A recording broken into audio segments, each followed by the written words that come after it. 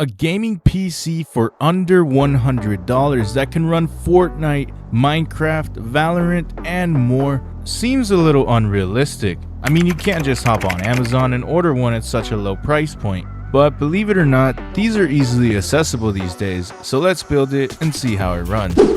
These are Dell Optiplexes, and you can find them for like $40 on eBay or even less locally. Just watch out because some of these don't come with operating systems, which isn't a big deal, but still.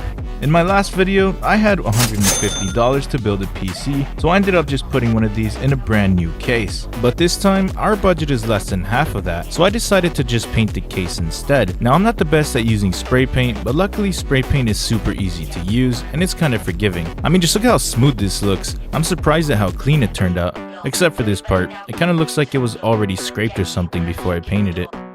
Now, we're not going to be doing too much to this PC, but let's take a quick look inside to see what we're actually working with.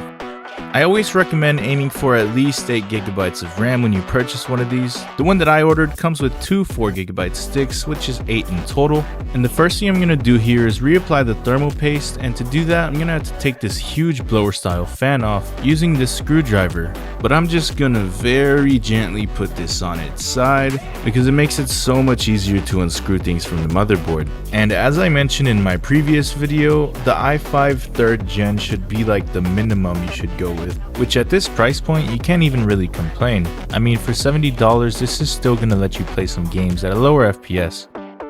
But anyway, I'm taking the CPU cooler off right now, and as you can see, the thermal paste actually looks pretty good. That's because I just recently did some maintenance on it. But typically, you're going to want to go ahead and pick up a tube of thermal paste. I'll go ahead and leave a link in the description down below in case any of you are actually doing this. But now, hey Luna. But now, our graphics card. This thing is kind of big. There's just no way it's going to fit in this PC. And not only that, but this one actually requires external power, as most graphics cards do. This power supply is not strong enough, and it doesn't have the cable for our graphics card. And that's where this little graphics card comes into play. This is the Radeon Pro WX 2100. This thing just looks so nice. I know it's inexpensive and it's not that powerful, but I really like the way this one looks. And they sell for under $30 on eBay, which is perfect for our budget. Unlike most graphics cards, this one does not require any external power, and it is way smaller. And as I mentioned, this is pretty much the only thing we're going to be doing to this PC. So all you've got to do is make sure you line the graphics card up perfectly and push it in. And now that we've done that, we're pretty much done.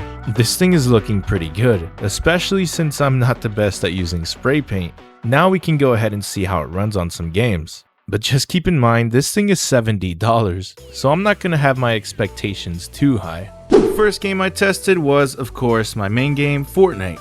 It's on performance settings locked at 120 FPS to avoid stuttering, and I hopped in a 1v1 box fight.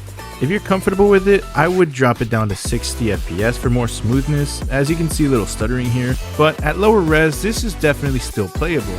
The second game I tested was Minecraft. Who doesn't like Minecraft? I loaded up my realm and it's perfectly fine. Honestly, I don't know if there's a way you can see FPS on Bedrock, but I'd assume it's like at 500 plus FPS. Minecraft is easily playable. The third game I tested was Apex Legends. I'm so bad at this game, I don't even play it. Last time I played this was like 4 years ago, but I never really got into it. Without installing software to check the FPS, I'm not sure what it's running at, but it's smooth enough to play. I got like 7 kills.